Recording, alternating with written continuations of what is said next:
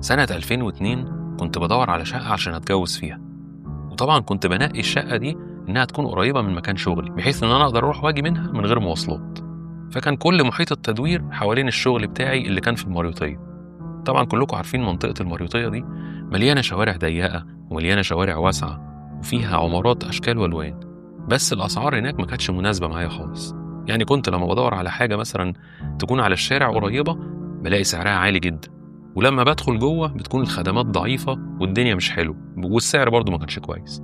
لحد ما في مرة سمسار من السماسرة اللي أنا كنت مكلمهم اتصل بيا وقال لي إن في شقة كويسة وممكن إن أنا أروح أتفرج عليها، وفعلا رحت واخد بعضي ورايح له.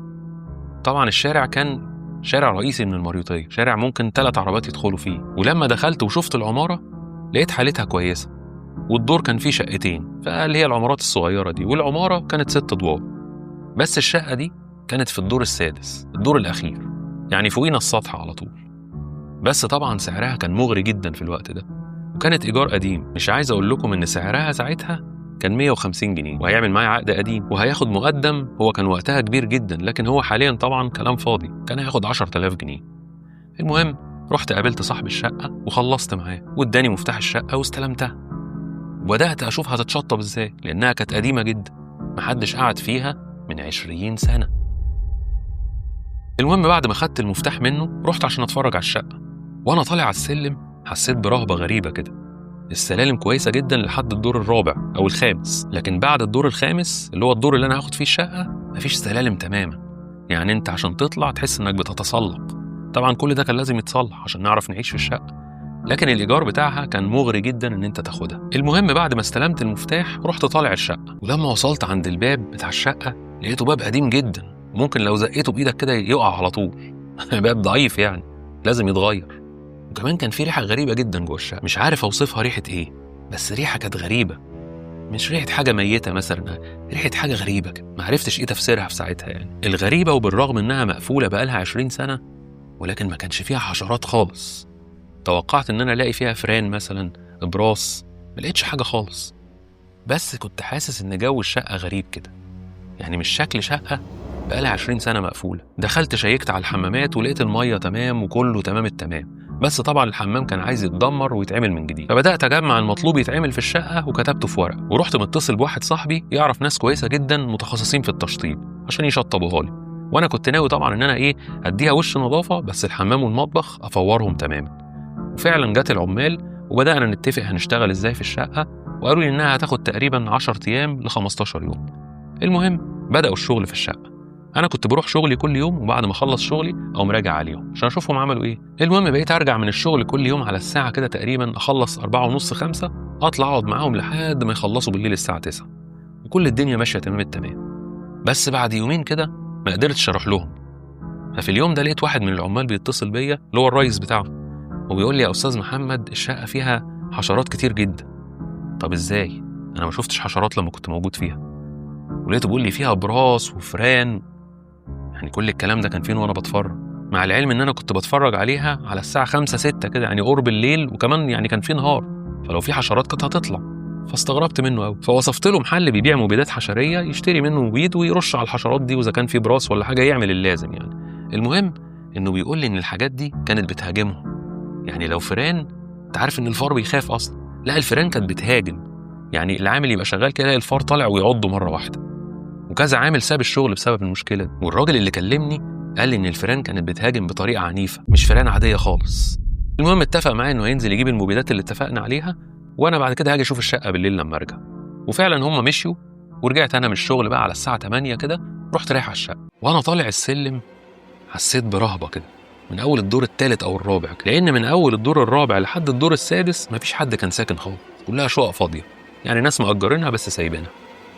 المهم أول ما وصلت عند الدور بتاع الشقة ببص على السما من فوق كده، حسيت برعب رهيب.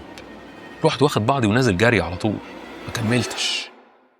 وتاني يوم رجعوا العمال يشتغلوا تاني، والرئيس بتاع العمال ده كان جاب الأدوية والمبيدات وفعلا بدأ يرش الشقة، وقال لي الدنيا بقت تمام، الفيران هربت ومفيش أي حاجة خالص، بس بيقول لي إن الشقة مليانة خروم، فخد بالك إن ممكن حشرات تدخل منها أو براس، خاصة العمارة قديمة وعمارة معمولة طوب أحمر من بره، والعمارات اللي بتبقى طوب احمر من بره دي بيبقى فيها نسبه الابراس عاليه جدا. وفي اليوم ده خلصت الشغل بدري ورحت طالع عشان اشوف العمال عملوا ايه، ودخلت الشقه وما حسيتش بقى بالرهبه اللي حسيت فيها في الليله اللي قبليها دي. المهم الدنيا بقت تمام والشقه بدات تظهر كده، والحيطان اتدهنت، والحمام طبعا كسروا كل حاجه فيه وبيعيدوا تركيبه، والدنيا تمام التمام. بس الراجل بتاع العمال لقيته فجاه بيقول لي انا عايزك في كلمتين على جنب. لقيته بيقول لي خد بالك يا باشمهندس ان الشقه دي فيها حاجه مش مظبوطه. بيقول لي يعني واحنا شغالين العمال كانوا بيقولوا ان في ناس ماشيه فوق السطح، سامعين اصوات خطوات فوق السطح، ومش خطوات عاديه، ده كأن في بشر فوق السطح، وكان لما حد منهم يطلع فوق ما يلاقيش حاجه. فانا طبعا كنت بسمع الكلام اللي هو بيقوله، وفي نفس الوقت مش قادر ان انا اسيب الشقه دي شقه لقطه مش هلاقي زيها تاني، قريبه جدا من الشغل والايجار بتاعها حلو جدا، فمش هقدر اسيبها. فبقيت اسمع كلامه كده اقول ايه هو بيتهيأ له، هو بيخرف. ما رضيتش احكي لحد اي حاجه. وبعدها الدنيا مشيت تمام خالص، والعمال بداوا يكملوا شغلهم، وكل يوم اروح لهم مفيش اي حاجه بتحصل وكله تمام التمام. وبداوا كده يقربوا ان هم يخلصوا تشطيب، واخدوا طبعا فيها فوق ال 25 يوم، مع انهم كانوا قايلين لي 10 ايام، بس طبعا ان الشقه كان فيها شغل جامد فاضطروا ان هم يقعدوا المده دي. المهم جه ميعاد بقى نقل العفش للشقه. كان المفروض ان النجار اللي عمل اوضه النوم هيجي عشان يركبها قبل ما نقعد في الشقه، وفعلا اتحركنا انا وهو ورحنا على الشقه، ومعانا عربيه نقل وفيها اوضه النوم، والكلام ده كان على الساعه يعني 6:30 7 كده على المغرب يعني. وبدانا نركب. العمال اللي كانوا معانا نزلوا يستنوا الراجل تحت النجار يعني، وفضلنا انا والنجار واحد عامل تاني بيساعده في تركيب الاوضه، وبدا يركب الاوضه. فانا طلعت قعدت في الصاله عشان ارتب بقى، اشوف احط الكنب فين واحط التلفزيون فين والحاجات اللي انتوا فاهمينها دي. فوانا قاعد بقى بره على الارض كده لقيت صوت خرفشه كده طالعه من المطبخ، صوت كده زي ما يكون ايه فار بيخربش في حاجه، بيخربش في صفيحه، بيخربش في كيس. فالمهم قمت ابص ما لقيتش حاجه، فرجعت قعدت تاني شويه كده تاني، ولقيت الخرفشه دي نفسها طالعه من الحمام. الحمام طبعا لسه معمول جديد، مفيش اي حاجه جواه، ولا حاطين اكياس ولا اي حاجه. دخلت الحمام ما لقيتش حاجه، فرحت قفلت باب الحمام وطلعت قعدت تاني شويه كده، ولقيت الخرفشه طالعه من المطبخ تاني. رحت ناقل قعدتي وقاعد قدام باب المطبخ عشان اشوف الحكايه فيها ايه. كنت قاعد العب بالموبايل وفجاه سمعت صوت الخرفشه واضح جدا في المطبخ.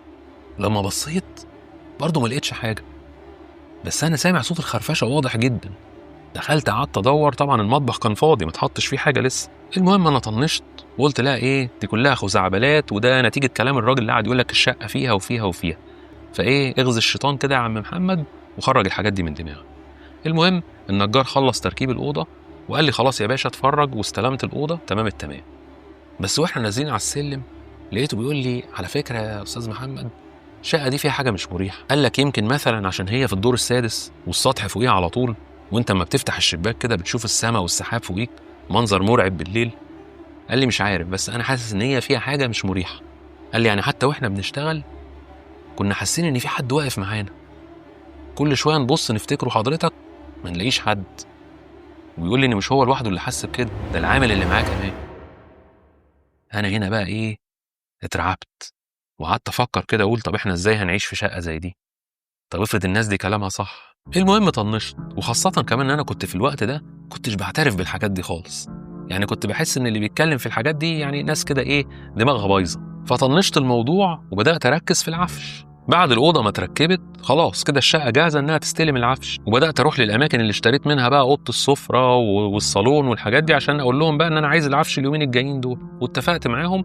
وفعلا جاي يوم نقل العفش، والعفش اتنقل واتحط في الشقه واتفرشت الشقه وكله تمام.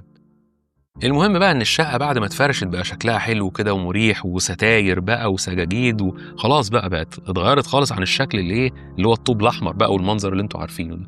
وبقت القعده فيها مريحه، وما حصلش اي حاجه خالص غير بعد مثلا شهر او شهر ونص من القعاد فيها كده بدات تظهر حاجات غريبه، زي مثلا اكون حاطط كوبايه مثلا في مكان معين هاجي ما الاقيهاش، او الاقيها في مكان تاني خالص. اسال زوجتي حد حرك الكوبايه دي من مكانها؟ تقول لي لا. ومره كده واحنا قاعدين بنتفرج على التلفزيون بالليل سمعنا صوت حد طالع على السلم، بس مش صوت شخص واحد، ده كذا واحد طالعين يجروا على السلم. توقعت مثلا ان يكون في حد جيران بقى فتح شقته وقعد فيها، افتح باب الشقه ما لاقيش حاجه خالص. المهم احنا تاقلمنا مع الاصوات والحاجات دي وبقينا عايشين عادي خالص. بس في مره بالليل كنت قايم من النوم عايز اروح الحمام، فاول ما طلعت من الاوضه كنا مضلمين الصاله، حسيت ان في حد قاعد على الكرسي اللي بره، وكان واضح جدا، يعني شفته بوضوح، بس اختفى في ثواني. بس انا متاكد ان انا شفته بوضوح. المهم رحت شربت ميه ورحت راجع نايم تاني. بس في الليله دي حسيت ان انا مش عارف انام خالص، كأن في شخص موجود في الشقه. فرحت قايم تاني عشان اشوف ايه الحكايه.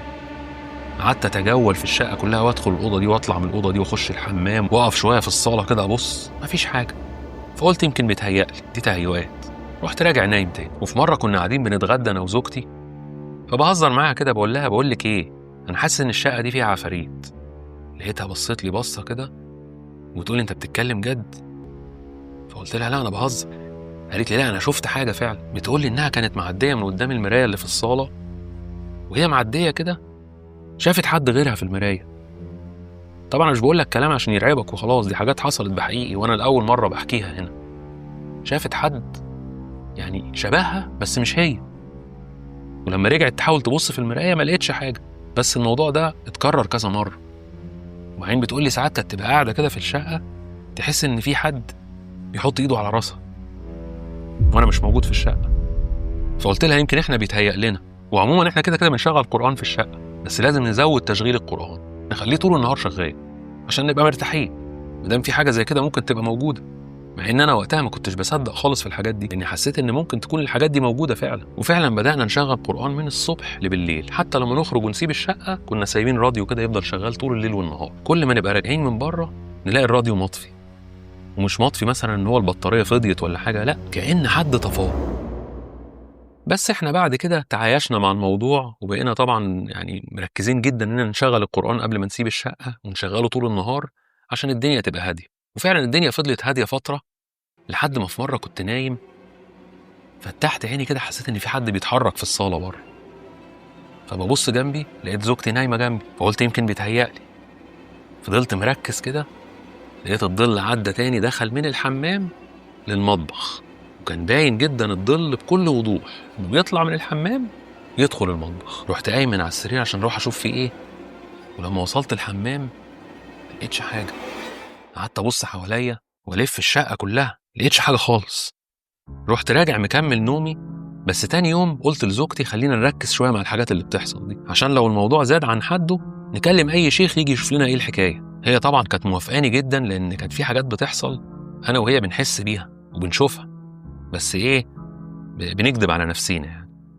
يوم برضو من الايام الصعبه كنت باخد دش في الحمام، واثناء ما انا في الحمام بقى والصابون على وشي وكده حسيت ان في حد معايا، سامع نفسه وحاسس انه واقف حواليا. كل ما كان الصابون يجي على عيني واغمضها احس انه بيقرب مني جدا، لدرجه اني حسيت ان هو حط ايده عليا.